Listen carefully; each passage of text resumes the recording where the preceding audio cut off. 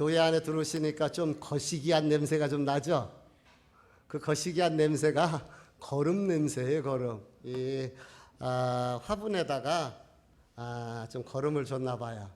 그래서 농촌의 향기가 이렇게 풀풀 나는데 저와 여러분에게는 예수 그리스도의 향기가 충만할 수 있기를 축복합니다. 아멘. 한 번 더 옆에 사람 쳐다보면서 그리스도의 향기가 묻어나시기 바랍니다. 아멘.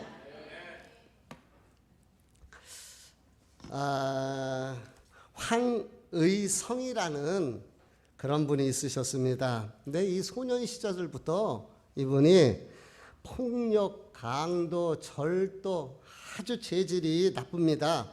교도소를 들락날락해요. 교도소에 가서 이렇게 복역을 하고 있는데 7개월쯤 됐을 때에 교도소가 이송되어지는 일이 있었다고 합니다.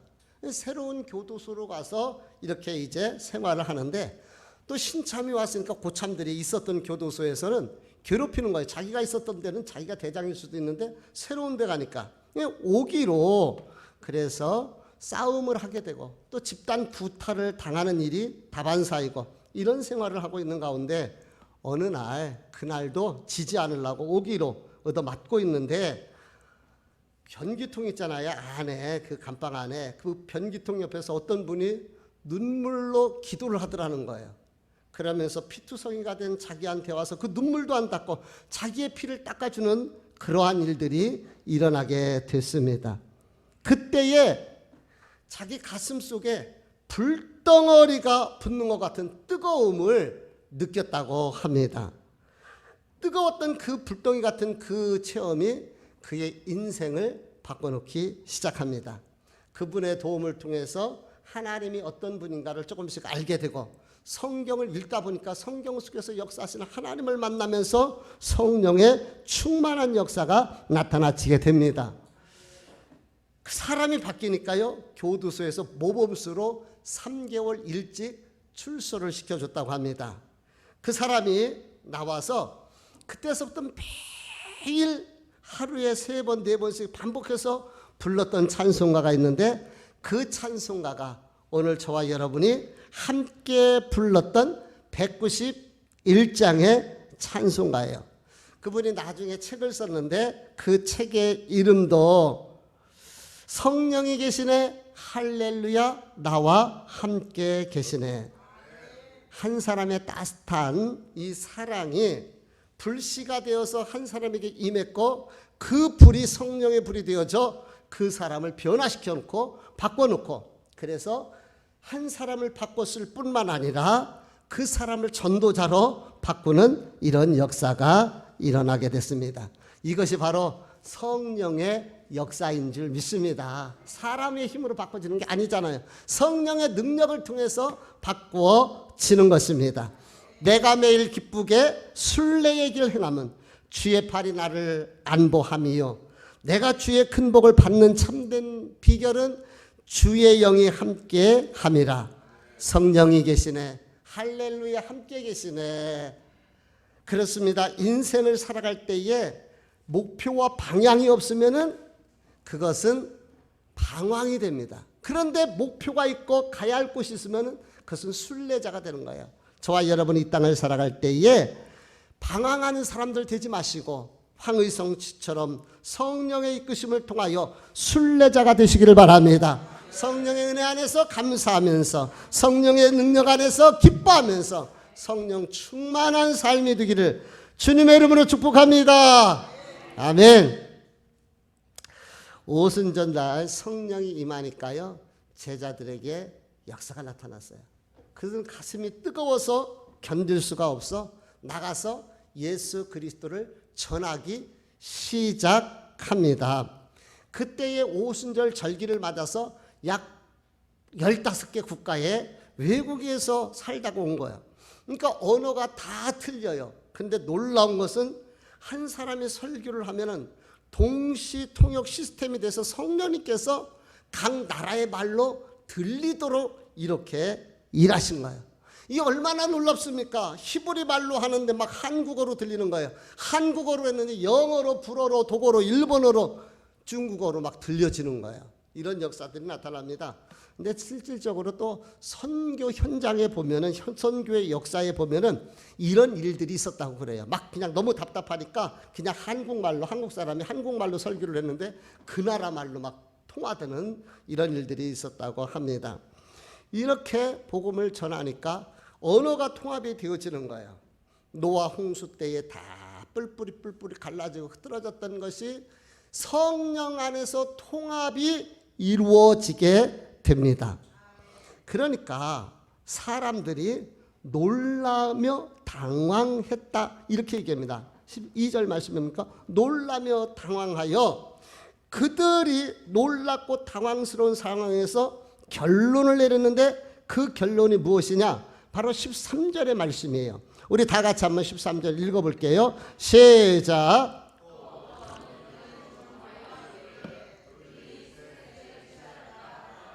아멘. 그들이 아무리 봐도 사람이 어떻게 저렇게 나와서 담담하게 당당하게 저렇게 말을 할 수 있을까? 이야기할 수 있을까? 이거는 술 취하지 않으면 불가능한 일이다. 근데 술도 뭔가 새로운 술, 우리가 알지 못하는 이상한 술이 있는 것 같다.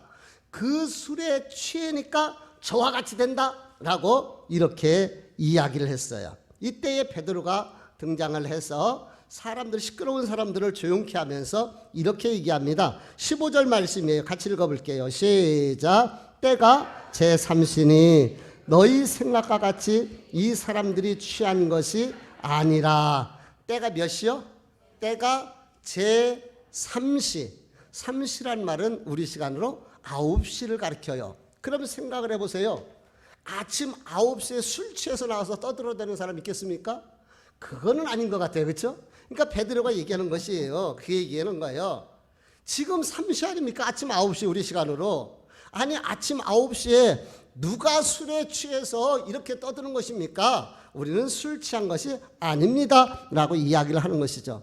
근데 사람들이 봤을 때는 꼭 제자들의 모습이 술 취한 사람의 모습과 같더라는 거예요. 왜 사람들이 제자들의 행동을 술 취한 사람으로 이렇게 착각을 했을까요? 보니까 성령 충만한 사람과 술 취한 사람은 공통점이 있더라고요. 공통점. 작년 우리가 성령 수련을 했어요. 기억이 나시나요? 그래서 성령에 대해서 쭉 제가 말씀을 드리면서 술 취함과 성령에 충만한 것이 공통점이 이런 것들이 있다라고 말씀을 드렸는데요. 참 그때 행복했던 은혜의 시간이었고 성령님께서 강력하게 역사했던 축복의 시간이에요. 한번 다시 좀 이렇게 중복되는 부분들도 있겠지만은 한번 되새겨 보면서 저와 여러분이 세상의 술에 취하는 것이 아니라 성령에 취하는 이런 사람들이 되기를 원합니다. 첫 번째는 성령 충만한 사람과 술 취한 사람의 공통점이 하나 있는데 그것은 눈물이 많다는 거예요. 눈물이. 술 취한 사람들을 보면은 자기 감정을 말하다 말까 이 감정이 억제가 안 돼. 그래갖고 눈물을 뚝뚝 흘리는 사람이 있더라고요. 혹시 주변에 술 한잔 드시고 우는 사람 보셨나요? 그런 분들이 있어요. 그런데 성령에 충만하면은요, 그 사람도 한 눈물을 흘리게 되는 것을 보게 돼요. 저도 주일날 예배를 인도하다가 참으려고 했는데 순간 하나님께서 울컥하게 했고 눈물이 나오게 돼요. 그럴 때는 얼마나 민구스럽고 민망한지를 몰라요. 그런데 그 순간에 어떤 성도의 아픔이 이 말씀을 하려고 아니면 찬양을 하는데 와서 느껴져요. 그러니까 그 성도를 향한 그 마음이 그렇게 눈물을 흘리게 되고 그렇습니다. 또 찬양을 할 때에 특히 10시 기도회를 할 때에 성령님께서 찾아오셔서 제 마음을 만져줄 때가 있어요. 어떨 때는 감정적으로도 편치 못해요. 말씀을 들고 서야 되는데 감정이 안정이 안 될 때가 있습니다. 또 마음이 힘들 때가 있고 몸도 힘들 때가 있어요. 그럴 때 어떤 순간은 하나님께서 와서 찬양을 통하여서 기도를 통해서 만져요. 감당할 수가 없어요. 그럴 때는 감당할 수. 그래서 그럴 때는 눈물을 흘리게 되고 또 우리가 부르짖어 기도할 때도 이렇게 눈물이 나오게 되고 저는 설교 준비하다가 가끔 웁니다. 혼자서 말씀 준비하다가 그 말씀에 제가 푹 들어가 버리니까 그 말씀 속에서 막 눈물이 주룩주룩 흘러내리는 거예요. 걷잡을 수가 없는 거예요. 근데 저는 이 눈물이 주님이 주신 눈물이라고 생각이 됩니다. 주님께서 눈물을 주시지 않으면 눈물이 울고 싶다고 되어지는 것이 아니잖아요. 눈물이라는 게 참 희한합니다. 오늘 교회 오면서 오늘 교회 가서 울면서 기도해야지 하고 생각하면서 온 사람이 있습니까? 한 명도 없어요. 그런데 어떤 분은 찬양을 하다가 가슴이 울컥하면서 그 찬양 속에 그 가사 속에 하나님이 찾아오시고 나를 만지는 것들을 느끼게 돼요. 그럴 때는 자기도 모르게 눈물이 흐르게 되는 것이죠. 이렇게 찬양을 인도하고 또 기도를 인도하다 보면은 이렇게 눈물을 흘리는 성도들이 있습니다. 눈물 속에서. 그래서 우리가 그 찬양도 있잖아요. 늘 울어도 눈물로써 목 아플 줄 알아. 몸밖에 드릴 것 없어 이 몸 드립니다. 어떤 분은 그 305장인가요? 나 같은 죄인 살리신 주은혜, 이 찬송가도 많이 우시는 분들이 계시더라고요. 이렇게 보면은 저기서 눈물 훔치는 것을 보게 됩니다. 근데 이 눈물은 하나님이 주셔야지만이 나올 수가 있습니다. 가슴이 메마른 사람은 절대로 눈물이 나오지 않습니다. 은혜가 없으면 눈물이 나오지를 않아요. 그런 것을 보면 참 다윗은 은혜의 사람이고 눈물의 사람인 것을 보게 되는데 우리 같이 읽어봅니다. 시작. 여호와여 나의 기도를 들으시며 나의 부르짖음에 귀를 기울이소서. 내가 눈물을 흘릴 때에 잠잠하지 마옵소서. 하나님 앞에 눈물로 기도하는 거예요. 주님, 내가 울면서 기도할 때 주님 나의 눈물을 보시고 잠잠히 그냥 계시지 마시고 내 기도에 응답하여 주소서. 우리 42장 3절 말씀 시작. 내 눈물이 주야로 내 음식이 되었도다. 얼마나 많이 울면서 기도했으면 그 사나이가 눈물이 주야로 음식이 된다고 그렇게 이야기를 하고 고백하겠습니까? 56편 8절 말씀에 보니까 시작. 내 눈물을 주의 병에 담으소서. 다윗의 고백인가요? 주님 기억하라는 거예요. 제 눈물, 하나님 이 눈물을 하나님 기억하여 주시옵소서. 예레미야 선지자는요 눈물의 선지자입니다. 얼마나 많이 울면서 기도했으면은 그렇게 눈물의 선지자라는 그런 애칭까지 얻었겠습니까? 예레미야 애가 3장에 보니까 현대어 성경으로 보면은 더 실감납니다. 같이 읽어볼게요. 시작. 눈물이 흐릅니다. 시내처럼 그저 줄줄 흘러내릴 뿐입니다. 여러분 울어보셨나요? 눈물이 줄줄줄 흘러내리는데 시냇물처럼 눈에서 눈물이 흘러내리는 거예요. 이 눈물은 자신 때문에 흘리는 눈물이 아닙니다.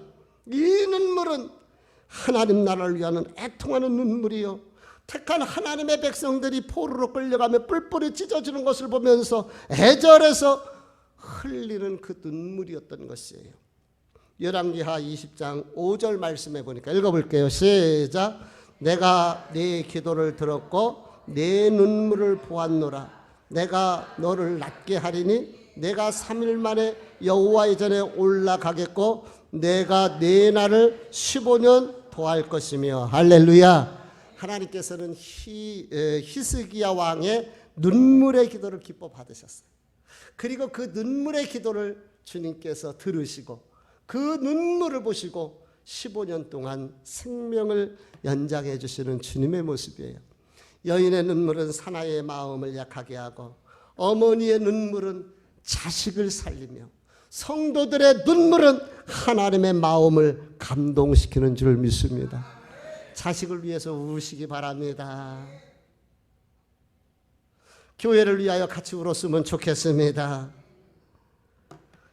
성령 충만할 때에 하나님께서 눈물을 주셔요. 그래서 우리 가슴이 메마르지 않았으면 좋겠어요. 너무 메말라 있고 너무 건조해 있고 와서 몸을 앉아 있어서 하나님 앞에 예배하는데 그 내면을 기도 가운데 들여다보면 너무 안타까운 거예요.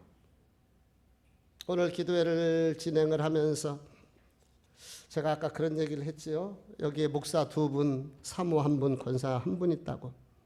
직분자들이잖아요, 다. 근데 목사라는 직분이 하나님과의 관계를 깊게 뜨겁게 회복시켜 주는 건 아니더라고요.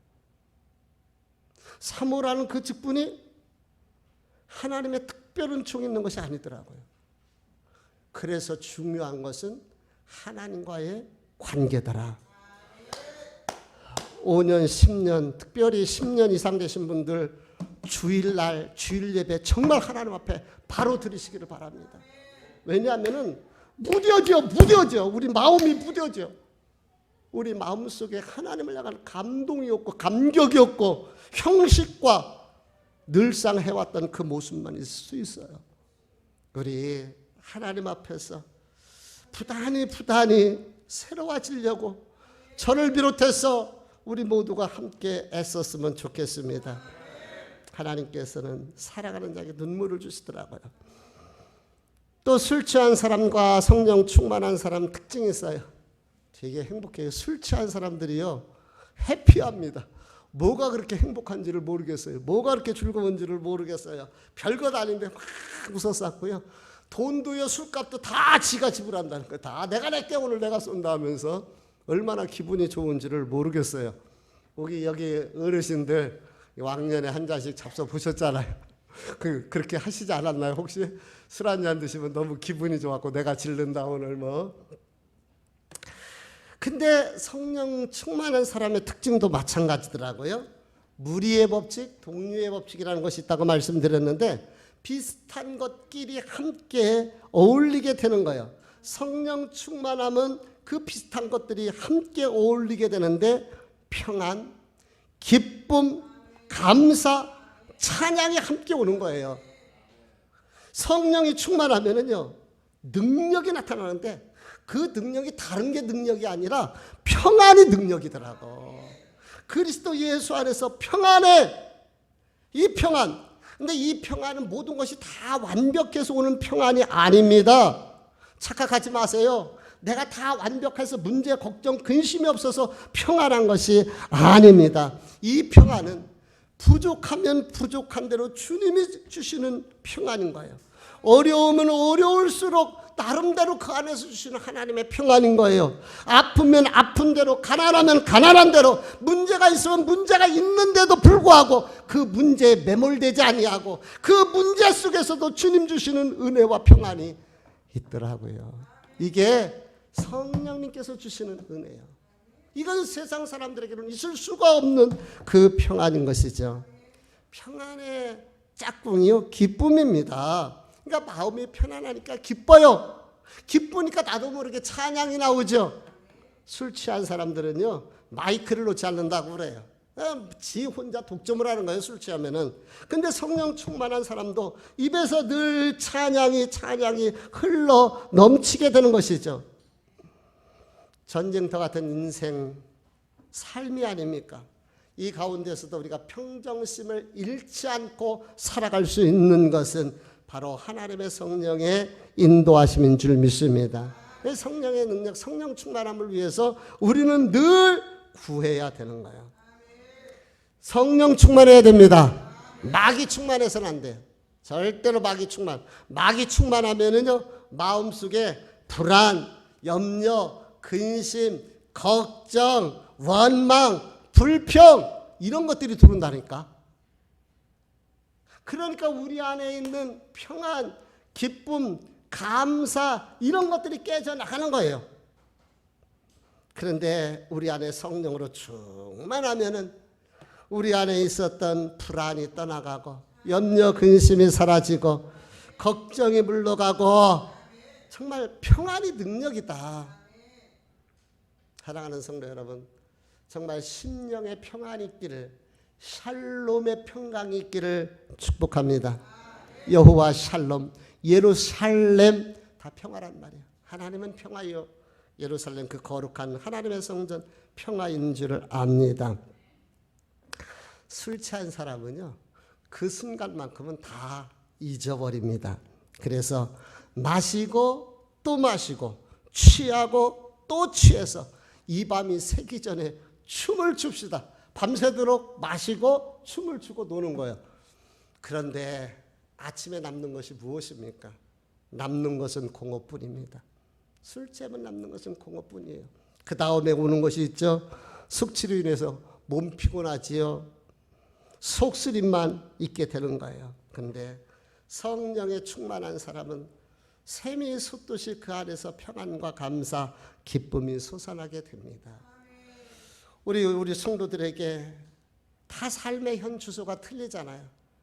어떤 이는 평안할 수 있고 진짜 특별한 문제가 없으면 너무너무 감사한 거죠. 그런데 어려움이 있고 고단함이 있고 인생의 육체적 어려움이 있달지라도 그 안에서 하나님 주시는 평안을 누릴 수 있는 성도들 되시기를 축복합니다. 술 취하면은요 배는 게 없더라고요. 족보한테도요 한번 해보겠다고 덤비는 것이 술 취한 사람의 특징인 거예요. 근데 성령 충만한 사람들 이렇게 강하고 담대한 것을 보게 됩니다. 베드로 보세요. 계집 여자아이 앞에서 예수 나 누군지 몰라.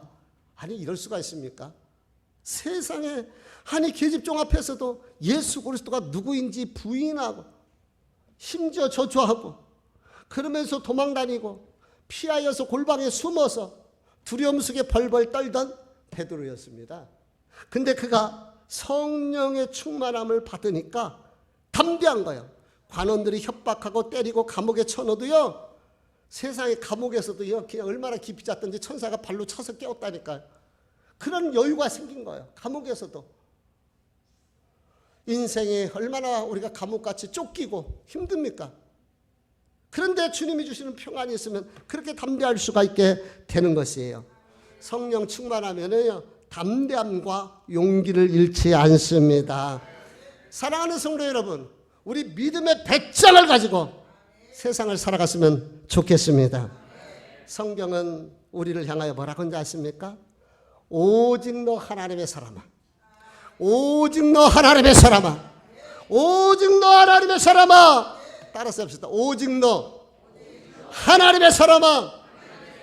우리가 하나님의 사람이요. 우리가 하나님의 사람이 찌질하게 그렇게 살아야 되겠습니까? 그렇게 해도 터지고 실패하고 좌절하고 맨날 하나님의 사람은 맞짱 뜨는 거예요. 세상과 맞짱 뜨고 거대한 어떤 문제 앞에서도 맞짱 뜨는 것입니다. 하나님께서 여호수아를 향하여 아는 것처럼 3번이나 반복했던 말씀이 있습니다. 마음을 강하게 하고 담대하라. 내가 다시 말하는 극히 강하고 담대하라. 강하고 담대하라. 우리나라 말에 3-3번이라는 말 있잖아요. 3번 반복해서 여호수아는 하나님은 여호수아에게 강하고 담대하라고 말씀하셨습니다. 그 하나님의 말씀을 받은 여호수아는 이제 전쟁에 나가는 가나안 전쟁, 그 여리고 전쟁을 향해서 나가는 그 용사들에게 그들을 모아놓고 어떻게 얘기했겠어요? 성경에 나와 있지 않지만 아마 이랬을 것이라 생각합니다.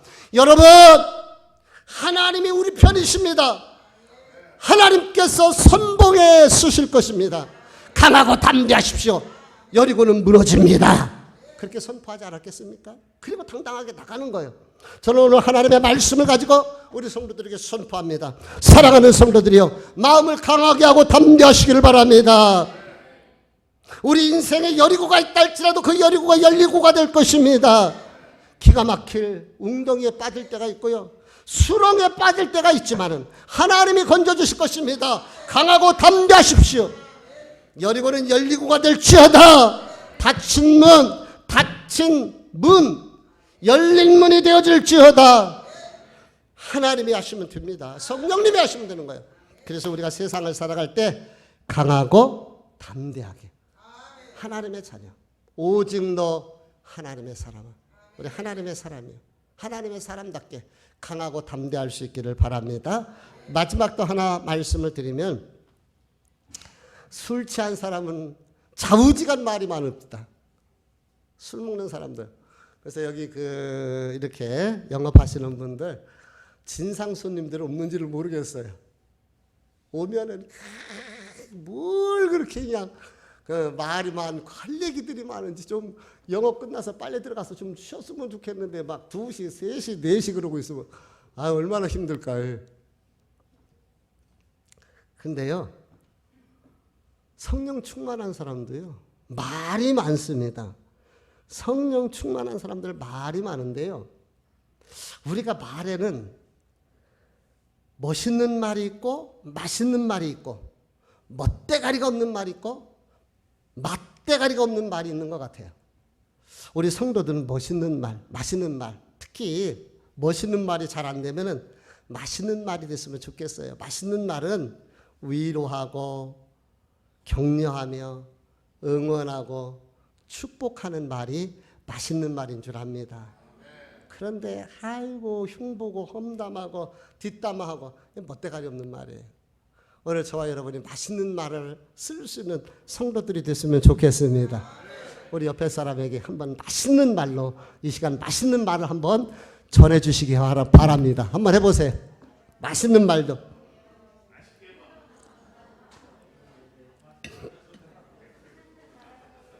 예수 믿는 사람도요 말이 많아요. 말이. 근데 두 가지에서 확연하게 술 취한 사람과 차이가 있습니다. 어떤 말이 많냐면은 첫 번째는 기도의 말이 많습니다. 하나님 앞에 기도하는 거예요. 꼭 다 그런 것은 아니지만은 대부분 성령 충만한 사람은 기도하는 시간이 많고 기도하려고 노력하고 기도의 말로 하나님 앞에 뭔 말을 그렇게 기도할 것이 많은지. 근데 들어보면은 자기 기도하지 않습니다. 주로 중보 기도가 대부분이고 다른 것을 위해서 기도하고 있습니다. 그래요. 성령 충만한 사람은 기도하는 사람이에요. 기도하니까 성령님께서 또 공급되어지는 거예요. 이게 선순환이 이루어지게 되는 거예요. 또 하나는 예수를 자랑하고 전하는 전도의 말이 많더라고요. 전도하려고. 예수 믿는 사람 특징은 정말 예수 만난 사람 나가서 전도하게 되어 있습니다. 그래서 예수님에 대해서 교회에 대해서 막 말이 내가 자랑거리가 있으면 말하게 되잖아요. 말해야 되는 거예요. 이 자랑거리가 있으면 말하고 싶은 거예요. 그런 것처럼 예수가 가슴에 채워지고 성령님께서 역사하면 예수를 자랑하게 되어져 있다는 거예요. 우리가 잘 알고 있는 그 진돗개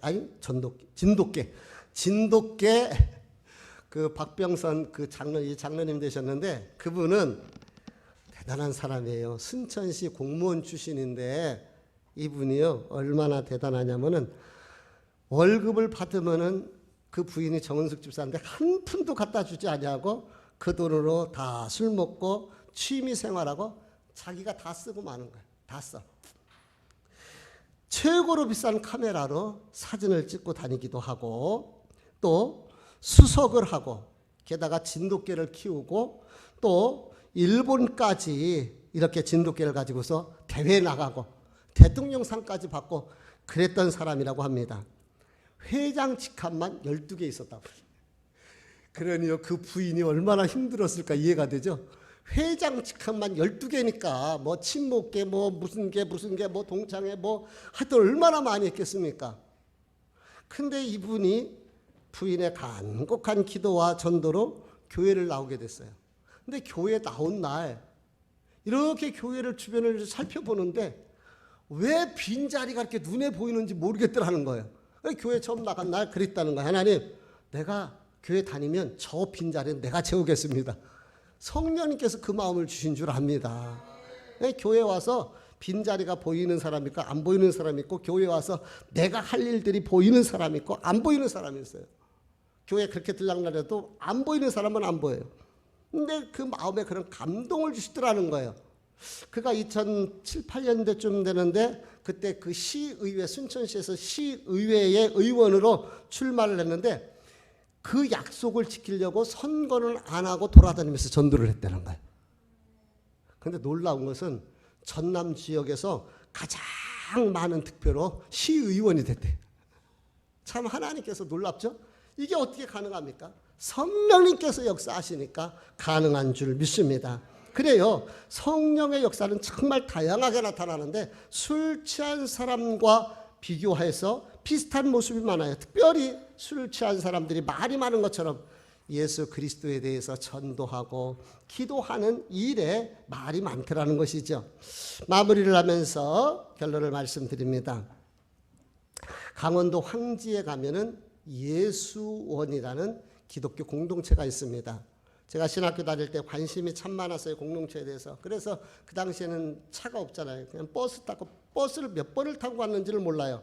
그 황지에 이제 그 공동체에 들어갔었는데, 지금도 기억이 나는 것은, 지금도 있었는지를 모르겠어요. 그 앞에 들어가는 곳에 기도는 노동이요 노동은 기도다. 그러니까 그분들이 노동하면서 함께 기도하면서 이렇게 공동체 생활을 하고 있는 것이에요. 근데 이 대천덕 신부님이 그것을 만드셨는데, 신부라 그러니까 가톨릭 신부가 아닙니다. 이 성공회는 영국의 국교회를 성공회라고 얘기를 해요. 근데 제도가 가톨릭하고 좀 비슷해서 신부라는 말을 쓰는데, 우리로 보면 목사입니다. 그 신부, 이 대천덕 신부가 그 예수원을 만들었는데, 정말 우리 대한민국은 이분 집안에 정말 큰 빚을 졌어요. 한국 교회뿐만 아니라 사회를 위해서도 정말 큰 일을 했는데, 그 아버지가 조선의 한국에 이제 그 선교사로 들어왔고, 그 아들이 대를 이었고, 그 밑에 지금 아들이 벤 토레이라고 아들도 목사님 4대. 근데 그 할아버지가 누구냐면은 아레이 토레이라는 그런 목사님이셔요. 엄청나게 유명한 분이고 많은 사람들에게 영향력을 미쳤던 저술가이고 교육자이고 목사이기도 합니다. 근데 이분이, 저도 신학교 때 또 책을 읽어보면서 많이 도전을 받았는데, 이런 이야기를 해요. 잘 들어보세요. 나는 아침에 일어나면 성령 충만을 위해서 기도한다. 오늘도 성령 충만하게 도와주십시오.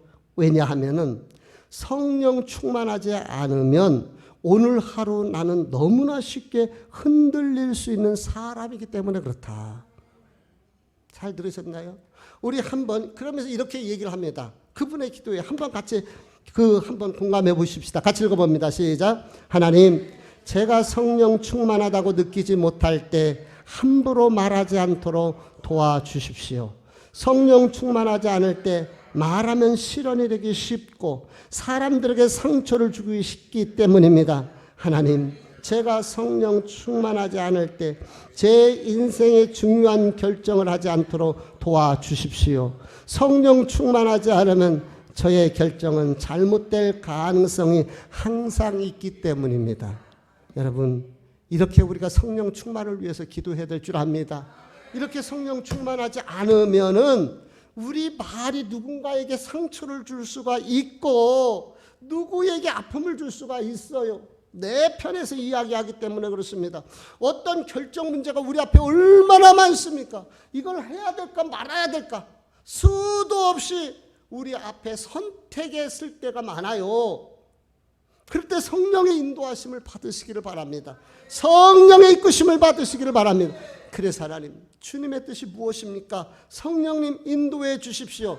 때로는 하나님께서 우리에게 이성을 주셨고 이성을 통해서 우리에게를 이끌어가도록 은혜를 내려주십니다. 그런다 할지라도 하나님 앞에 구하며 성령님의 인도함을 받는 삶이 인생의 시행착오를 가장 줄이는 지름길인 줄 믿습니다. 근데 때로는 수업료가 필요하더라고. 그것을 통해서, 고난을 통해서 수업료 지불하고 그때서 깨닫는 경우도 있기는 해요. 저 같은 경우도 자주 있습니다. 그렇습니다. 우리가 늘 성령 충만해야지만이 우리가 잘못된 결정하지 아니하고 우리의 행동이 바르며 우리의 말이 바르고 우리의 생각하는 것이 하나님의 이끄심을 받을 수가 있는 것입니다. 왜 우리가 성령 충만해야 할까요? 성령 충만한 사람과 술 취한 사람들은 공통점이 있는데 성령 충만한 사람도 술 취한 사람도 울어요. 저와 여러분의 마음이 메마르고 강팍해서 눈물까지 사라지는 그런 성도가 아니라 감성과 영적인 그 풍성함이 우리 마음속에 살아있어서 주를 위해서, 하나님 나라를 위해서, 주의 몸된 교회를 위해서, 어려운 성도들을 위해서 함께 기도하며 마음과 기쁨에 평안이 있고 감사가 채워지고 어떤 일이 있든지 강하고 담대하게 도전하며 기도하며 전도할 수 있는 이런 성도들이 되시기를 주님의 이름으로 축복합니다. 술 취하지 말라. 이는 방탕한 것이니 오직 성령의 충만함을 받으라. 그렇습니다. 세상 술, 우리를 유혹하는 유행의 술에 취하지 말고 성령의 새술에 취한 우리 성도들 되시기를 주의 이름으로 축복을 드립니다. 기도하시겠습니다.